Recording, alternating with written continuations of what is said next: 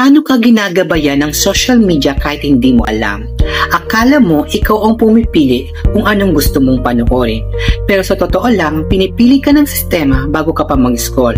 Lahat ng likes mo, post mo, at kahit ilang segundo ka tumitig, may katumbas na desisyon na ginagawang algorithm para sa iyo. Hindi mo alam, ginagabayan ka na pala, hindi ang nasa langit kundi ng data.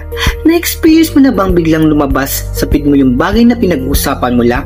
Coincidence ba yun? Welcome sa digital battlefield, kung saan hindi baril ang sandata, kundi atensyon. Sa bawat swipe mo, bawat share mo, ay bala ay algorithm. Habang mas matag kang naka-online, mas marami silang alam tungkol sa iyo. Paborito mong pagkain, oras kang pinakamahina, at kung anong klaseng content ang nagpapabago ng mood mo. Ang tunay na gera ngayon, hindi sa lupa, kundi sa isip. Sino kaya talaga ang nananalo sa laban? Ikaw o yung app na alam lahat ng galaw mo? Hindi aksidente kung bakit may lumalabas na video na nagpapagalit sa iyo. Hindi rin coincidence kung bakit lagi mong nakikita ang parehong issue araw-araw.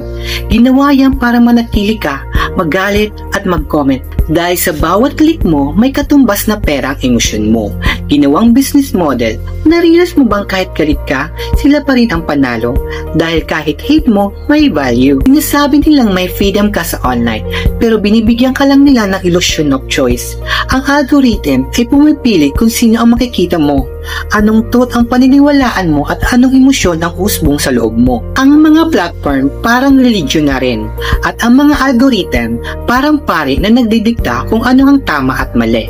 Ilang beses mo nang pinagdebatehan online ang mga bagay na hindi mo man lang nasulit sa labas ng social media.